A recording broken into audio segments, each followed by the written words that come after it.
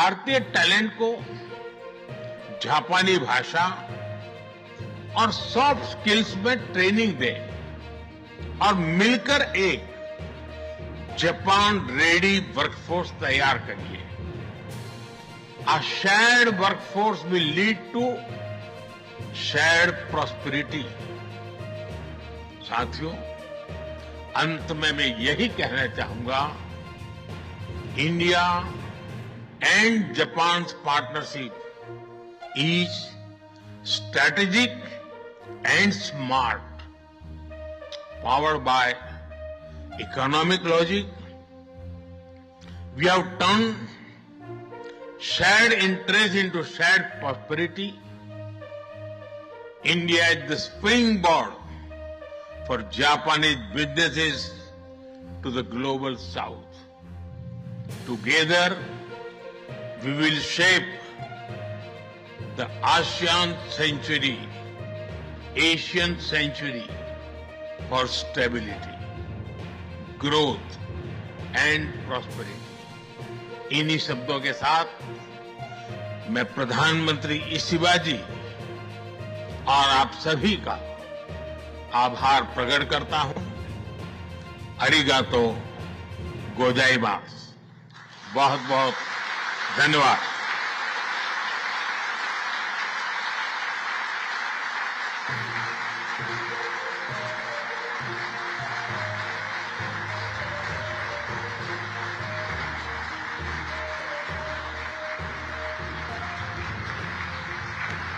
モディ首相、ありがとうございました。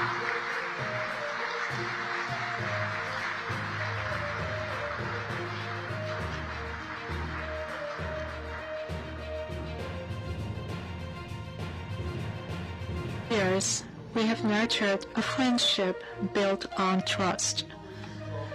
Japan's advanced technology and India's outstanding talent and vast market complement each other, leading to a dramatic expansion of our economic ties. Many Japanese companies are playing a key role in Make in India, and our cooperation is extending across the Pacific and Indian Ocean, Africa, and even into Europe. Today, the signing of numerous cooperation documents between our companies demonstrates Japan's firm commitment to further investment in India and strengthening collaboration, and it is clear evidence that we are steadily building a robust supply chain centered on our two nations. It is a great honor for me to stand here together with His Excellency Prime Minister Modi at such a moment. I wish to see our bilateral cooperation develop even further into the future. To achieve this, I will outline three key initiatives.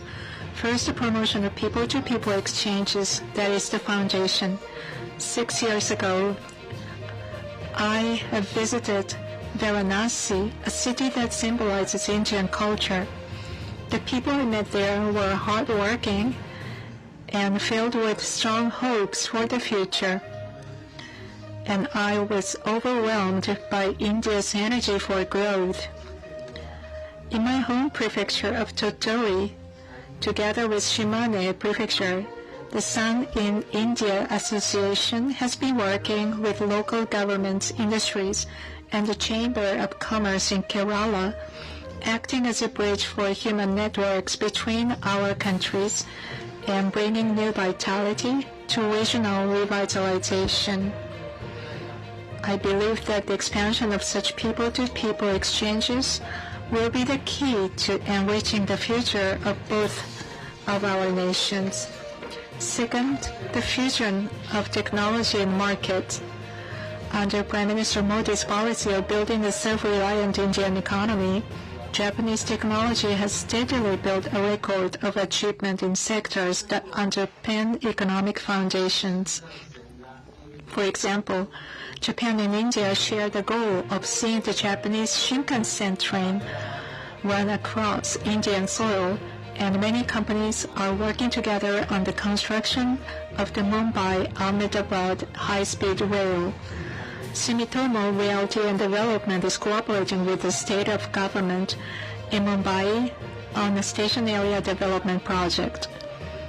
In the automobile sector, a field in which Japan excels, Maruti Suzuki, which entered India 40 years ago, now commands an overwhelming market share. Suzuki and Toyota are both undertaking major new investments in India. New initiatives are underway. One of them is the development of vehicles compatible with biofuels, crucial for decarbonization. The introduction of biofuel vehicles will generate significant demand for biofuels and contributing to the development of rural India. There's also a move toward the global market. Suzuki and Isuzu Motors has been developing products in India, and they are delivering 300,000 vehicles. This powerfully embodies the vision of making India for the world. Finally, cooperation in critical technology sectors such as semiconductors. Under Prime Minister Modi's leadership in semiconductors, efforts are underway to develop India into a future hub for semiconductor manufacturing and design. Tokyo Electron, Renesas, and Fujifilm, such companies are actively supporting this initiative by investing locally. In the battery sector, just last month, a delegation of over 30 Japanese companies visited India, and a total of 70 companies from both sides engaged in business matching. Discussions toward collaborations are already active, and we look forward to further progress. In addition, in the fields such as AI, space, and clean energy, India-Japan relations are making great strides by leveraging India's growing market. In an increasingly uncertain global economy, building resilient supply chains with reliable partners and ensuring economic security are essential for further economic development. Discussions on concrete cooperation are already underway in our industries, and yesterday, JETRO, together with the industries of both countries, announced a joint action plan. I sincerely hope that such initiatives will be advanced between India and Japan, bound together by unwavering friendship and trust. As I mentioned, there lies great potential for progress between our countries. Needless to say, the driving force to turn this potential into reality is all of you in the business community. Alongside the government of India, the government of Japan will firmly support these steps forward. Thank you very much. Dhanyavad.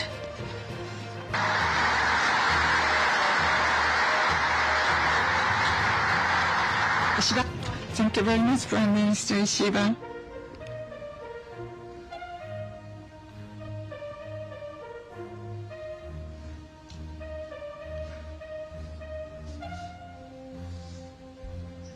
Now we would like to invite His Excellency Narendra Modi, Prime Minister of India, to give us an opening remark.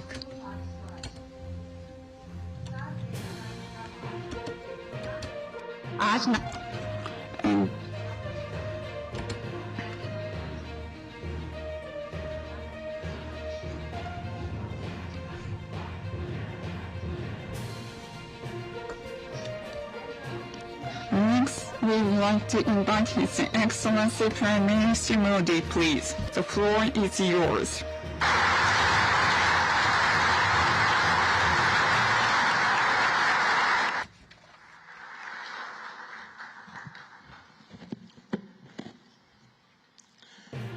Your Excellency, प्रधानमंत्री Ishiba जी,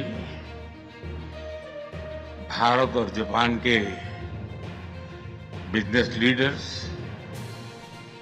देवी और सज्जनों, नमस्कार, konnichiwa. मैं आज सुबह ही Tokyo पहुंचा हूं। मुझे बहुत खुशी है कि मेरी यात्रा की शुरुआत बिजनेस जगत के दिग्गजों के साथ हो रही है और उसमें से आपसे बहुत लोग हैं जिनसे मेरा व्यक्तिगत परिचय रहा है। जब मैं गुजरात में था तब भी और गुजरात से दिल्ली आया तो तब भी आप में से कई लोगों से बहुत ही निकट परिचय मेरा रहा है और मुझे खुशी है कि आज सबसे मुझे मिलने का अवसर मिला है।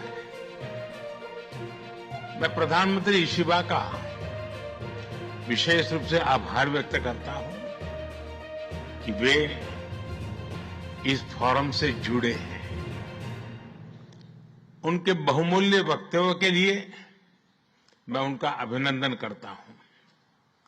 साथियों, भारत की विकास यात्रा में जापान हमेशा एक अहम पार्टनर रहा है। मेट्रो से लेकर मैन्युफैक्चरिंग तक, सेमीकंडक्टर से लेकर स्टार्टअप्स तक आपसी विश्वास का प्रतीक बनी है। जापानी कंपनियों ने भारत में $40 बिलियन से ज्यादा का निवेश किया है। मात्र पिछले 2 वर्षों में $13 बिलियन का प्राइवेट इन्वेस्टमेंट हुआ है। JBIC कहता है कि भारत सबसे प्रॉमिसिंग डेस्टिनेशन है। जेट्रो बताता है कि 80% कंपनियां भारत में एक्सपांड करना चाहती हैं और 75% ऑलरेडी मुनाफे में है। यानी in India capital does not just grow, it multiplies. साथियों, पिछले 11 वर्षों में भारत के अभूतपूर्व ट्रांसफॉर्मेशन से आप सब भली भांति परिचित हैं।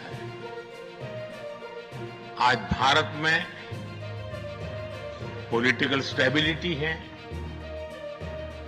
इकोनॉमिक स्टेबिलिटी है, पॉलिसी में पारदर्शिता है, प्रिडिक्टिबिलिटी है। आज भारत विश्व की सबसे तेज ग्रो करने वाली मेजर इकोनॉमी है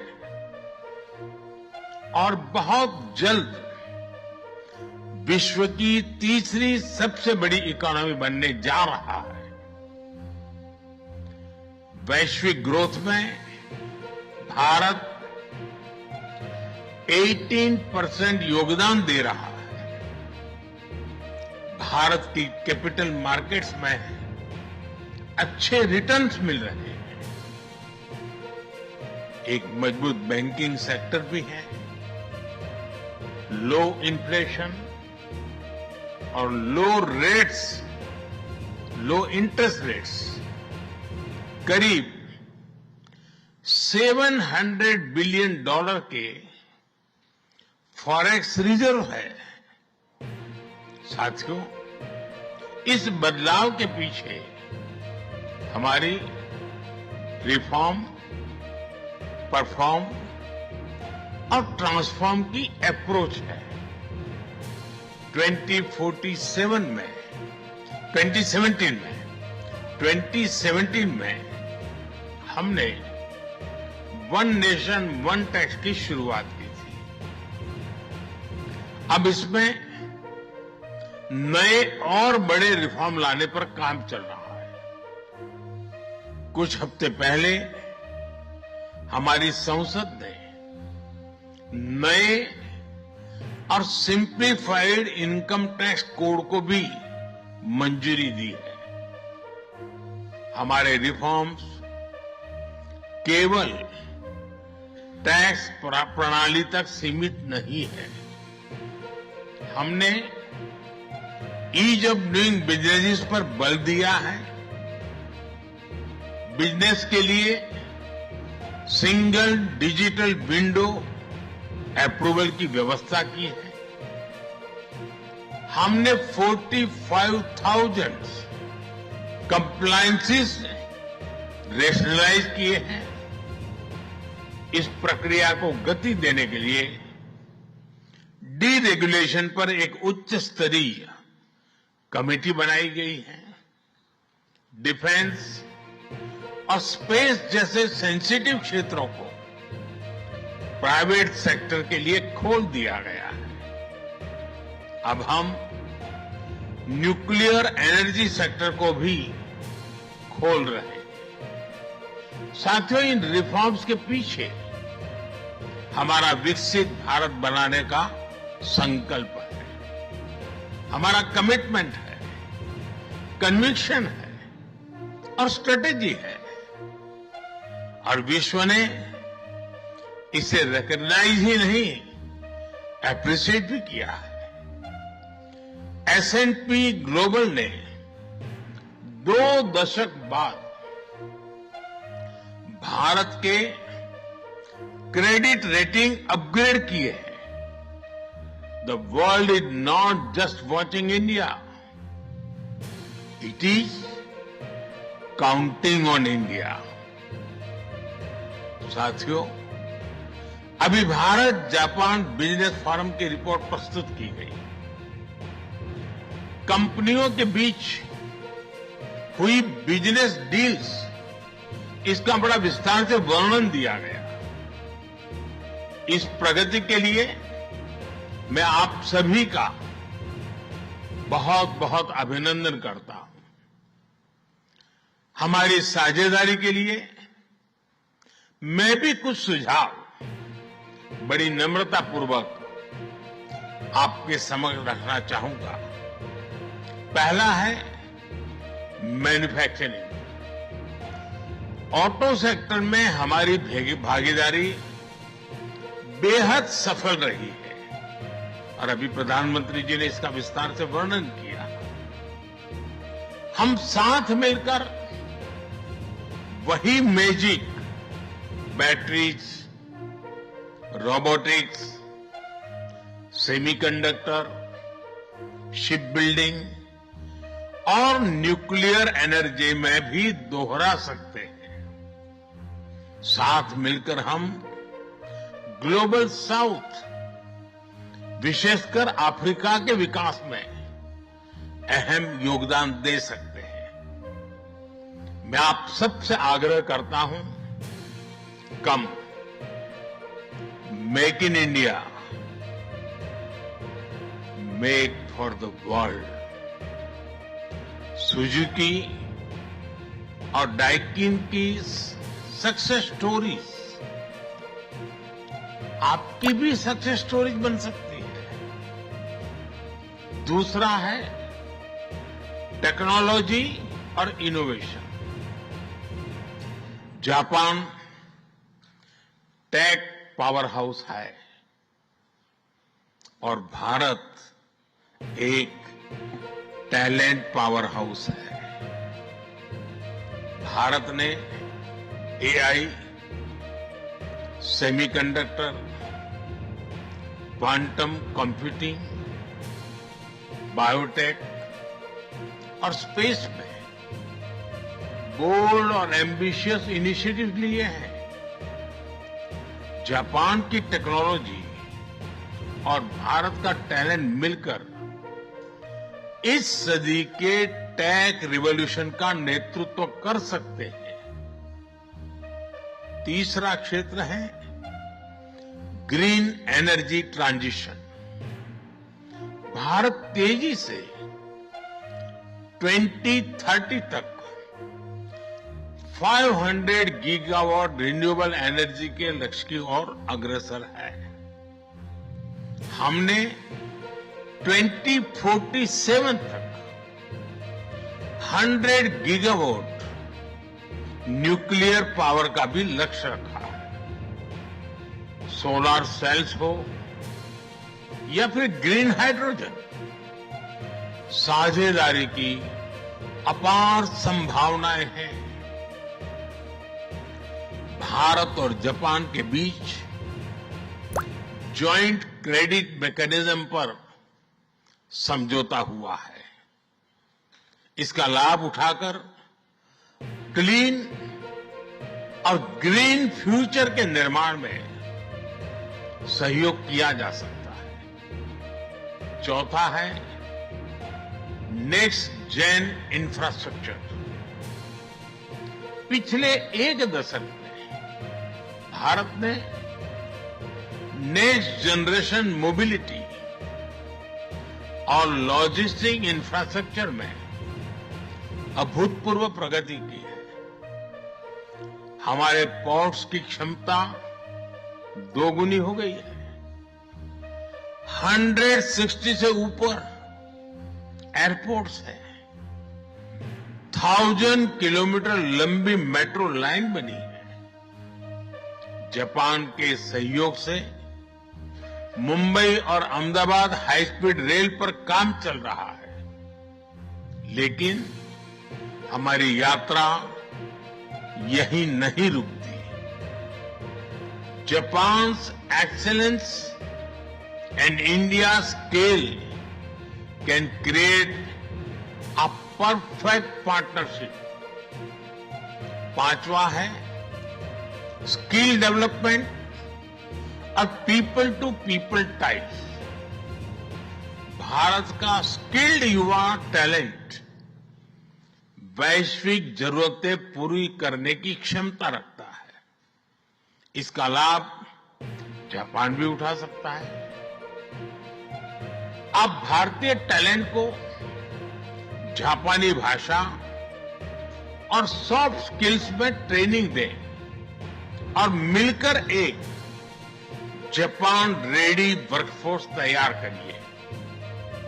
A shared workforce will lead to shared prosperity. साथियों, अंत में मैं यही कहना चाहूंगा, India and Japan partnership is strategic and smart, powered by economic logic.